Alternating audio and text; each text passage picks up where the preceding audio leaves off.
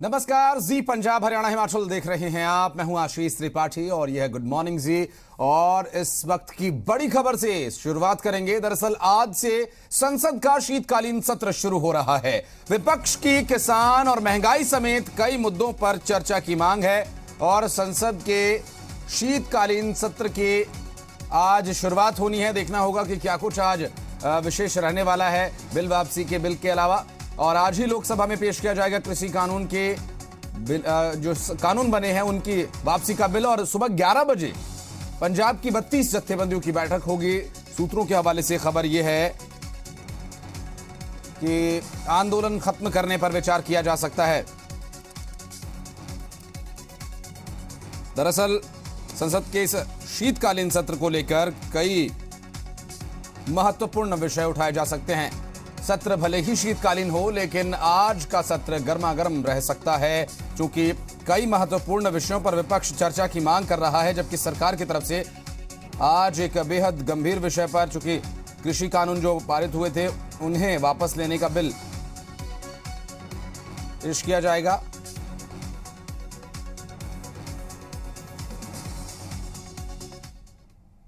बढ़ते आगे। आज से संसद के शीतकालीन सत्र का आगाज हो रहा है और इस सत्र की सबसे अहम बात यह है कि आज ही लोकसभा में कृषि कानूनों को वापस लिए जाने का बिल पेश किया जाएगा। सत्र से पहले विपक्ष ने सरकार को घेरने की तैयारी तो की है, लेकिन विपक्ष एकजुट नजर नहीं आ रहा। ऐसा हम इसलिए कह रहे हैं क्योंकि विपक्षी दलों की बैठक को लेकर एक राय नहीं है।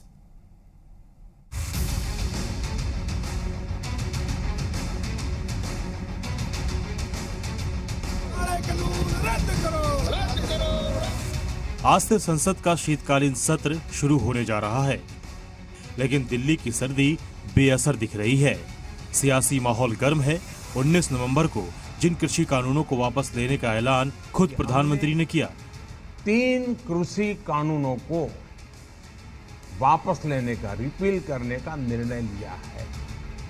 आज उन्हें वापस लेने वाला बिल कृषि मंत्री नरेंद्र तोमर लोकसभा में पेश करेंगे। लोकसभा से एक बार ये बिल पास हो गया तो इसे राज्यसभा में भी पेश किया जाएगा। मैं समझता हूं प्रधानमंत्री जी की घोषणा होने के पश्चात फिर कोई विषय बचता नहीं है। प्रधानमंत्री जी की घोषणा को मंत्रिपरिषद ने भी स्वीकृति दे दी। अब 29 तारीख से पार्लियामेंट होने वाली है। बिल रिपील करने के लिए प्रस्तुत किए जाएंगे और उसके बाद रिपील हो जाएंगे। लेकिन संसद सत्र शुरू होने से पहले विपक्ष ने सरकार को घेरने की रणनीति बना ली है। आज संसद सत्र से पहले विपक्ष के नेता मल्लिकार्जुन खड़गे ने विपक्षी नेताओं की बैठक बुलाई है।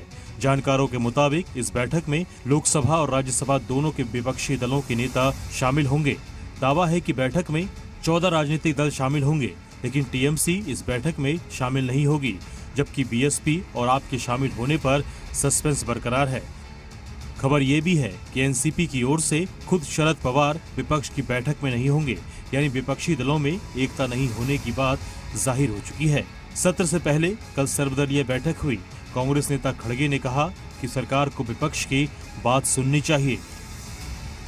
कि हम कोऑपरेट करते हैं, लेकिन सरकार को बोलिए कि वो लोग सबको साथ लेके चले।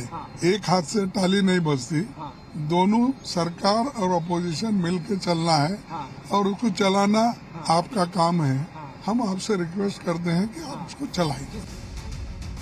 वैसे संसद के इस सत्र में विपक्षी दल केंद्र सरकार को कई मुद्दों पर घेरने की तैयारी में है। हर बार की तरह महंगाई का मुद्दा तो होगा, साथ ही कृषि कानून और किसानों का मुद्दा भी साथ होगा। वहीं कोरोना से जुड़े मुद्दों पर भी सरकार को घेरने की तैयारी है। कांग्रेस और बीजेपी दोनों ने व्हिप जारी कर कहा है कि वो शीतकालीन सत्र में मौजूद रहें। इन सभी के बीच आज किसानों की भी अहम बैठक होने जा रही है। सुबह 11 बजे पंजाब की 32 जत्थेबंदियों की बैठक होगी। सूत्रों से मिली जानकारी के मुताबिक इस बैठक में किसानों की घर वापसी को लेकर मंथन होगा और फिर घर वापसी पर ऐलान भी हो सकता है। मोदी सरकार के लिए संभवतः ये पहला मौका है जब वो किसी फैसले को लेकर पीछे हटती दिख रही है। सरकार के सामने संशय ये भी है कि वो किसानों के मुद्दे पर कितनी मांगों को फौरन मांगे और उन्हें कैसे भरोसे में लें। परेशानी इसलिए भी ज्यादा दिख रही है क्योंकि 5 राज्यों में चुनाव होने वाले हैं। ब्यूरो रिपोर्ट, जी मीडिया। तो 15 से 16 ऐसे विषय विपक्ष के द्वारा उठाए जाने हैं जिसकी जानकारी सूत्रों के हवाले से मिल रही है, लेकिन विपक्षी एकता अभी सवालों के घेरे में है। बढ़ते हैं आगे, रुक करेंगे हरियाणा की एक अहम खबर का। हरियाणा के सीएम मनोहर लाल ने आंदोलनरत किसानों से यह अपील की है कि वे कृषि कानूनों पर शांति और लॉ एंड ऑर्डर बनाकर रखें। सीएम मनोहर लाल के मुताबिक किसानों पर केंद्र सरकार के फैसले के बाद ही किसानों के मुकदमों को वापस और मुआवजा दिए जाने के बारे में सोचा जाएगा। किसानों पर दर्ज मामलों पर सीएम मनोहर लाल ने कहा कि सारा विषय आगे जाएगा और केंद्र सरकार जो कहेगी उसके बाद आगामी कदम उठाए जाएंगे। आपको बता दें कि कृषि कानून रद्द किए जाने के अलावा किसान जत्थेबंदियों की कई अन्य अहम मांगे हैं, जिसमें एमएसपी और इसके साथ साथ जो किसान प्रदर्शनकारी हैं जिन पर प्रदर्शन के दौरान कई अलग अलग विषयों को लेकर मामले दर्ज किए गए थे, उन मुकदमों को वापस लिए जाने का एक सर्वप्रमुख मुद्दा है, जिस पर हरियाणा के मुख्यमंत्री मनोहर लाल ने बयान देते हुए स्पष्ट किया कि केंद्र सरकार जैसा आदेश करेगी वैसा काम होगा। देखिए, मेरा कुछ कहना नहीं है, ये तो जो धरने प्रदर्शन कर रहे हैं कहना तो उन्हीं का चलेगा।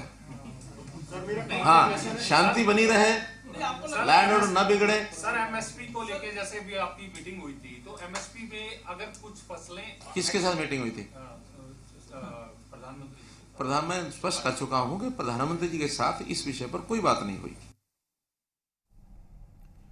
रोहतक में ज्योतिबा फुले की पुण्यतिथि पर ओबीसी समेत ओबीसी समाज की तरफ से माफ कीजिएगा अधिकार यात्रा का आगाज किया गया, जिसमें इस मौके पर कांग्रेस के राज्यसभा सांसद दीपेंद्र हुड्डा मौजूद रहे और उन्होंने कहा कि केंद्र और हरियाणा सरकार को ओबीसी वर्ग की मांगों पर गौर करना चाहिए।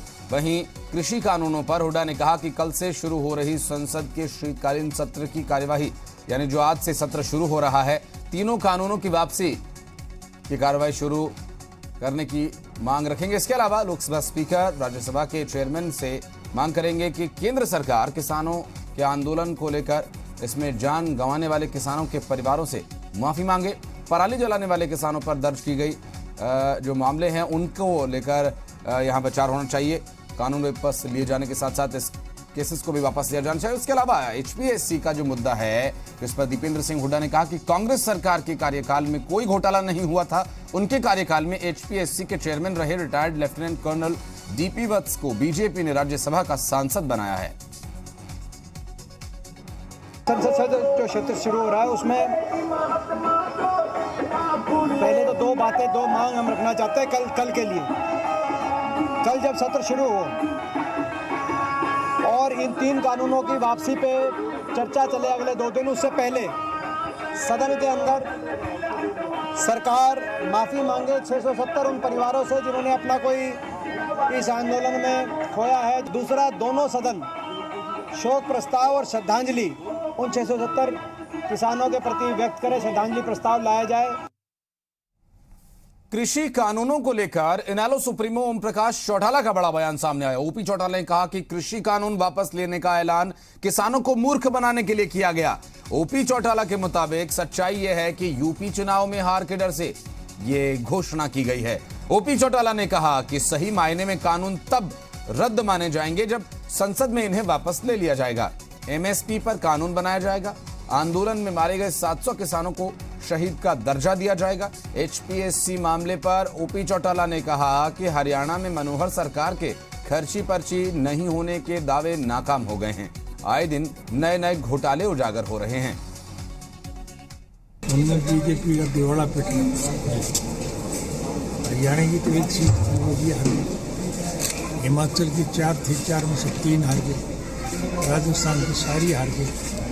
तो इस हार को देख करके उनके दिमाग में डर बैठ गया कि तो उत्तर प्रदेश में ना हार, इसलिए उन्होंने किसानों को मूर्ख बनाने के लिए 3 कृषि कानून वापस लेने की घोषणा तो कर दी, लेकिन ये तो जब तक पार्लियामेंट में डिसाइड नहीं हुआ तब तक तो कोई इसकी कीमत नहीं।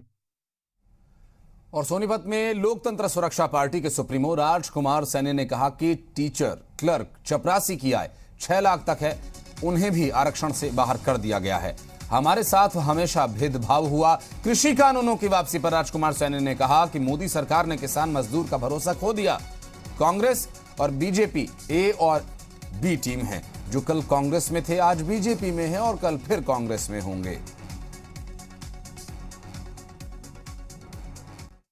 सरकार जो है वापसी हुई है। बदकिस्मती है कि मोदी जी ने इतना अनबिलीव्ड हो गए, इतना भरोसा खो दिया है जनता का। अब कोई भरोसा ना मजदूर ना किसान करने के पक्ष में नहीं है कि भाई जब कैंसिल ही होंगे कानून तभी जाएंगे।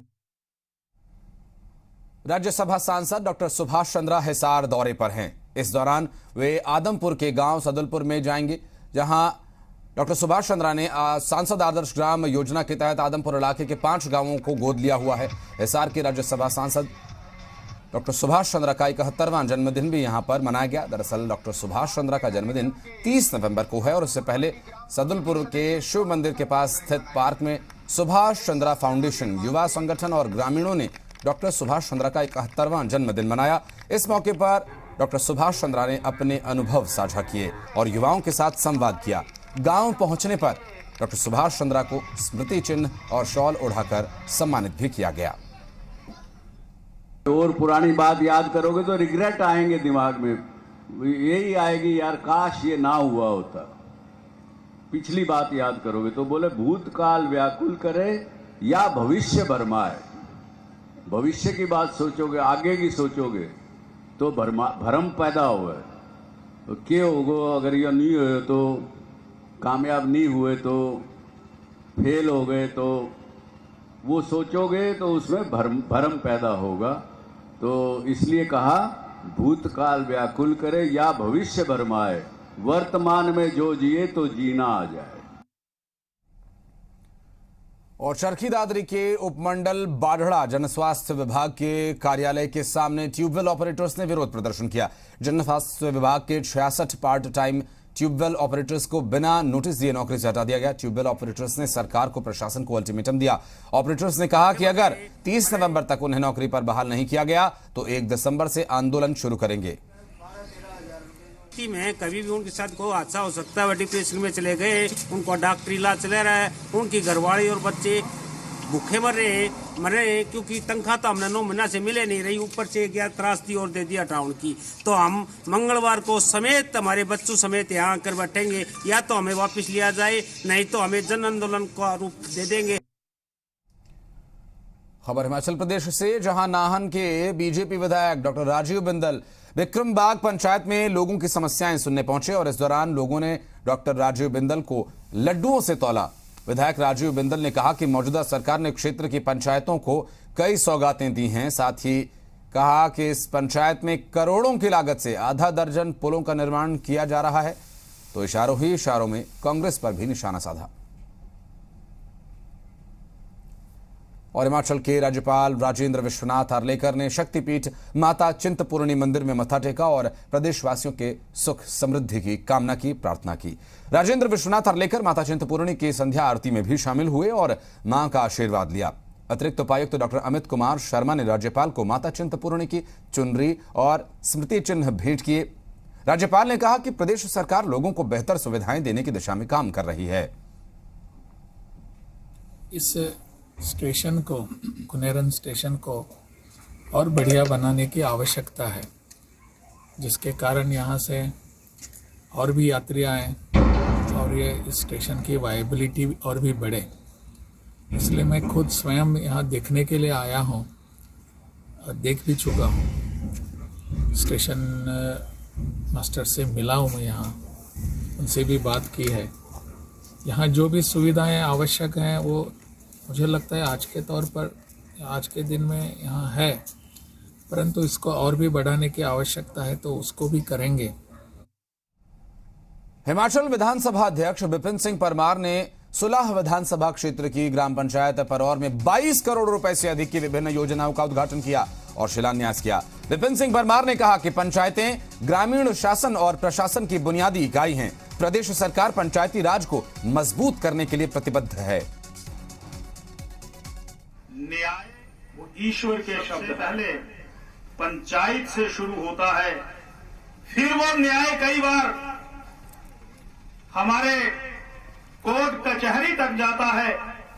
पर अगर हम न्याय अपने बाड़ में, अपनी पंचायत में भगवान को साक्षी मान करके करेंगे तो मुझे ये लगता है कि जो भगवान के रूप में हमसे लोगों ने उम्मीद की है वो सारे के सारे काम संभव हो सकेंगे। चंबा के खजियार में हिमालयन मोनाल एरोफेस्ट के राष्ट्रीय स्तर प्रतियोगिता का समापन हो गया है। समापन समारोह में खेल मंत्री राकेश पठानिया ने भी शिरकत की। यहां कई एडवेंचरस स्पोर्ट्स को खेलते और इसमें भाग लेते युवाओं को देखा गया, जो कि न सिर्फ यहां स्पोर्ट्स के प्रति युवाओं में जागरूकता बढ़ा रहे हैं, बल्कि पर्यटन के लिहाज से भी ये काफी अहम रहा। बस केंद्र में भी खेल मंत्री हिमाचल प्रदेश से संबंध रखने वाले एक नौजवान अनुराग भाई के रूप में वहाँ पे मौजूद हैं। हम ये सारा प्रपोजल परसों भी मैं कैबिनेट के बाद दिल्ली जा रहा हूँ प्रपोजल्स लेके। तो 300 करोड़ की और प्रपोजल्स हमने एरो स्पोर्ट्स के, पैरा स्पोर्ट्स के, सेलिंग के और विभिन्न विभाग से हम मांग रहे हैं और हमें उम्मीद है केंद्र सरकार से हमें ये धनराशि मिलेगी, सहायता मिलेगी।